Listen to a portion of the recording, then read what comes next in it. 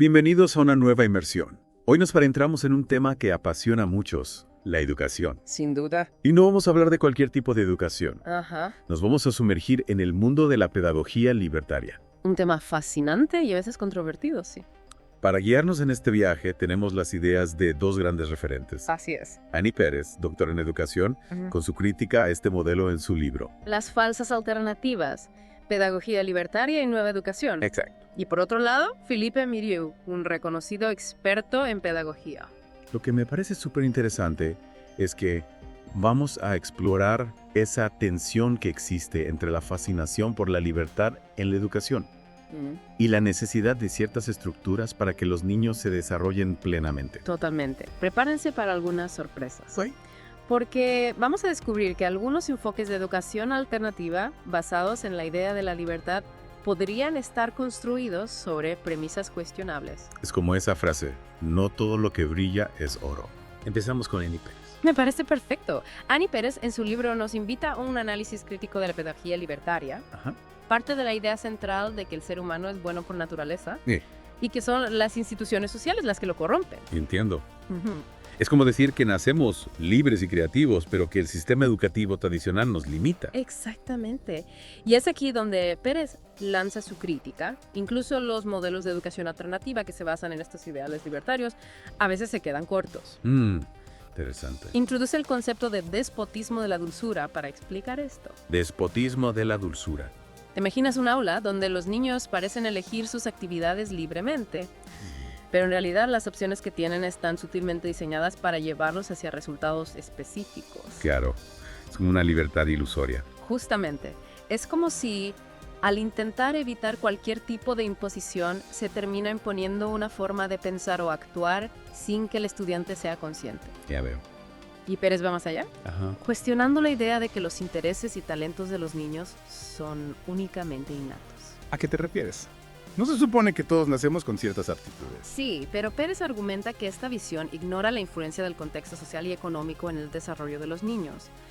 No es solo cuestión de dejar que los talentos florezcan naturalmente, sino de entender que el entorno puede favorecer o limitar ese desarrollo. Tiene mucho sentido. Si un niño crece en un ambiente donde no hay acceso a libros, por ejemplo, difícilmente podrá desarrollar su potencial para la lectura, Exacto. por mucho talento innato que tenga. Y Pérez también alerta sobre el peligro de romantizar la experiencia personal por encima del conocimiento colectivo. Entiendo. Priorizar la experiencia individual puede llevar a una falta de perspectiva histórica y a una dificultad para analizar críticamente la realidad social. Es como si nos quedáramos encerrados en nuestra propia burbuja, sin poder conectar con el conocimiento y las experiencias de los demás. Correcto. Otro punto crucial que destaca Pérez es que, al centrarse en la felicidad individual, la educación alternativa a veces puede dejar de lado la responsabilidad social. Es decir, que la búsqueda del bienestar personal no debe estar reñida con la formación de ciudadanos conscientes y comprometidos. Exactamente. Y aquí Pérez plantea una pregunta que nos invita a reflexión. ¿Puede la educación alternativa, en algunos casos, funcionar como una vía de escape de los problemas sociales en lugar de un espacio para confrontarlos? Wow, esta pregunta me deja pensando. Es como si, en lugar de buscar soluciones a los problemas del mundo, nos refugiáramos en una burbuja de bienestar individual. Y esto nos lleva a un punto clave en la crítica de Pérez, la importancia de analizar el contexto Sí. y adaptar las estrategias educativas a las realidades específicas de cada entorno. No se trata de aplicar fórmulas mágicas, sino de comprender las necesidades particulares de cada comunidad educativa. Es decir, no hay una receta única para la educación, sino que cada contexto requiere un enfoque particular. Y Oro, ¿qué nos dice Philippe Mérieux sobre este tema? Mérieux nos ofrece una perspectiva histórica muy valiosa. Él identifica una tensión que ha existido desde los inicios de la pedagogía moderna. Por un lado, la idea de crear escuelas ideales separadas del sistema público y por otro, la de integrar ideas progresistas dentro del sistema público. Dos caminos entonces, crear un sistema educativo paralelo o intentar transformar el sistema existente desde adentro. Exactamente. Y para ilustrarlo, Mérieux nos presenta las figuras de Célestin Freinet y Adolphe Ferrier. Ajá. Freinet defendía una educación para una sociedad igualitaria a través de la escuela pública, mientras que Ferrier priorizaba la libertad individual del niño, incluso si eso implicaba separarse del sistema. Dos visiones que, en cierto modo, siguen vigentes hoy en día. Totalmente. Ya. Por un lado, tenemos escuelas alternativas privadas que a veces pueden ser elitistas y por otro, sistemas públicos que pueden ser lentos a la hora de integrar nuevas ideas. ¿Y Mérieux en qué lado se posiciona? Meio va más allá de esta dicotomía. Él identifica dos polos dominantes en la pedagogía actual: el enfoque tradicional, centrado en la autoridad del profesor, y el enfoque más naturalista, que prioriza la libertad del estudiante. Entiendo. ¿Y qué opina de cada uno? Analiza las críticas a ambos extremos. Por un lado, autores como Hannah Arendt advertían sobre la abdicación de la autoridad adulta en la educación. Por otro lado, tenemos a los defensores radicales de Rousseau, que creen en un desarrollo infantil sin restricción. Claro, ambos extremos pueden ser problemáticos. Demasiada autoridad puede coartar la libertad del niño, pero la falta de límites también puede ser perjudicial. Exacto. Y aquí es donde Merio propone su idea de las limitaciones fértiles. Limitaciones fértiles suena un poco contradictorio. No lo es. Merio argumenta que ciertas limitaciones bien diseñadas pueden potenciar la libertad y el compromiso de los estudiantes con su aprendizaje. No se trata de reprimir, sino de guiar y estimular. Piensa en un niño aprendiendo a pintar. Necesita un lienzo, pinceles y pintura, pero también necesita ciertas reglas sobre cómo usarlos para que pueda realmente expresarse artísticamente. Es una analogía muy clara. Las limitaciones serían las herramientas y las reglas básicas de la pintura, que en realidad le dan al niño la posibilidad de crear. Precisamente. Y esto nos lleva a otra idea fundamental de Merio. Toda propuesta educativa lleva implícita una visión de la sociedad ideal. La educación no es neutral, sino que refleja valores, aspiraciones y modelos de convivencia. Claro. La forma en que educamos a nuestros niños dice mucho sobre el tipo de sociedad que queremos construir. Exactamente. Y por eso Megill subraya la importancia de la historia para comprender las tendencias educativas y evitar caer en la amnesia pedagógica. Conocer el pasado nos ayuda a entender el presente y a tomar decisiones más conscientes sobre el futuro de la educación. Es como si la historia nos ofreciera un mapa para navegar por el complejo mundo de la educación. Así es. Y hablando del futuro, Megill también aborda el papel de la ciencia y la tecnología en la educación. Un tema crucial en el siglo XXI. Sin duda. Y Merio advierte sobre el riesgo de que la tecnología se convierta en un fin en sí misma en lugar de un medio para mejorar el aprendizaje. No se trata de usar la tecnología por usarla, sino de integrarla de forma crítica y significativa en el proceso educativo. Estoy totalmente de acuerdo. A veces parece que se nos olvida que la tecnología debe estar al servicio de la educación y no al revés. Justamente. Y esto implica formar a los educadores para que puedan utilizar la tecnología de forma creativa e innovadora. Merio también expresa su preocupación por el auge del Learning Analytics, el análisis de datos del aprendizaje. ¿Y por qué le preocupa?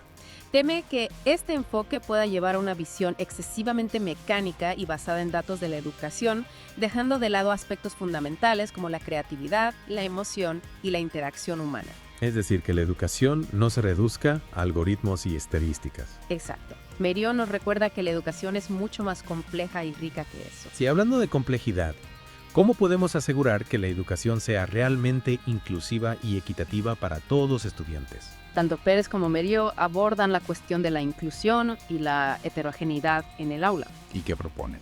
Pérez critica la idea de que las diferencias sociales en la educación son algo natural, como si no tuviéramos que hacer nada para combatir las desigualdades. Claro. No podemos ignorar el hecho de que los niños provienen de diferentes contextos socioeconómicos y que eso puede afectar su aprendizaje. Exactamente.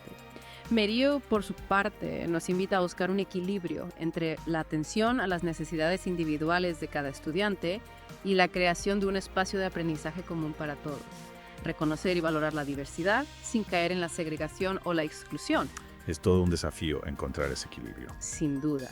Merio propone la articulación de tiempos comunes, donde todos los estudiantes participen juntos, con momentos dedicados a atender las diferencias individuales. Combinar el trabajo colectivo con la atención personalizada. Exacto.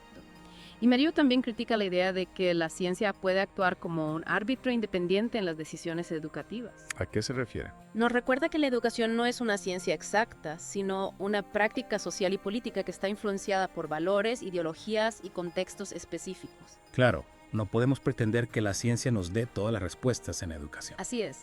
Las decisiones educativas deben tener en cuenta la complejidad del proceso educativo y las necesidades reales de la comunidad. Y esto implica un diálogo constante entre todos los actores de la comunidad educativa: docentes, estudiantes, familias, investigadores y policymakers. Un diálogo que nos permita construir una educación más justa, liberadora y transformadora. Después de este recorrido por las ideas de Pérez y Merio, me pregunto, ¿cómo podemos llevar todas estas ideas a la práctica? ¿Cómo podemos construir una educación que realmente fomente la libertad, la justicia, el desarrollo integral de cada estudiante? Esa es la pregunta clave. Sí. Y creo que tanto Pérez como Mirió nos dan algunas pistas para empezar a construir ese camino. ¿Por dónde podríamos empezar? Pérez nos invita a repensar la relación entre crítica y propuesta en educación. Te refieres a que no se trata solo de criticar lo que no funciona, sino de proponer alternativas. Exactamente, una crítica constructiva debe ir acompañada de ideas para mejorar. Claro. No basta con señalar los problemas, hay que buscar soluciones. Y en ese sentido creo que es fundamental la idea de Pérez de no limitarnos a criticar la educación tradicional, sino también ser críticos con los modelos alternativos. Claro, porque ningún modelo es perfecto y todos tienen sus limitaciones. ¿Y Mirió qué nos dice al respecto? Mirió nos anima a recuperar el valor del conocimiento colectivo, de la historia y la cultura como herramientas para comprender el mundo y transformarlo. ¿Y cómo se conecta esto con la educación del siglo XXI?